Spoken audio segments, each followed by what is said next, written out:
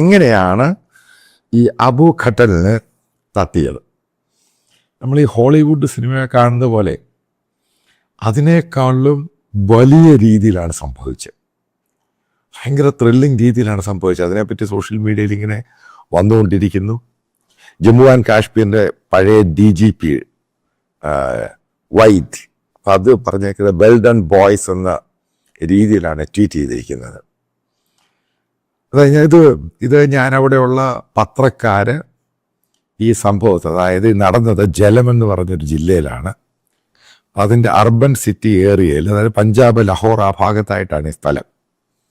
അപ്പം അവിടെ ഇയാളുടെ ഹോം ടൗൺ ആണ് ഈ പറയുന്ന അബു അട്ടൽ എന്ന് പറയുന്ന കൊല്ലപ്പെട്ട ഈ ഭീകരൻ്റെ ഹോം ടൗൺ ആണ്. അപ്പം ഹഫീസ് സെയ്ദിൻ്റെ അനന്തരവൻ കൂടിയാണ്. ഇയാള് ഹഫീസ് സെയ്ദിനെ കാണാൻ വേണ്ടി ഈ ലഹോർ ജയിലിലോട്ട്, ആ ജയിലിലോട്ട് പോകുന്ന സമയത്താണ് ഈ ജലം ജില്ലയിൽ ഈ സംഭവം ഉണ്ടാകുന്നത്. ഇയാൾ വീട്ടിൽ നിന്ന് ഇറങ്ങിയിട്ട് ഇപ്പം എല്ലാ ദിവസവും വൈകുന്നേരം ഏകദേശം 8 മുതൽ രാത്രി ഇത്ര സമയം വരെ, കാരണം മുസ്ലിംസിൻ്റെ ഈ റമദാൻ സീസൺ നടക്കുമ്പോൾ അവരത് കഴിഞ്ഞ ശേഷമാണ് ഇയാളെ കാണാൻ പോകുന്നത്, ഫാസ്റ്റിങ്ങും പ്രയറും ഒക്കെ.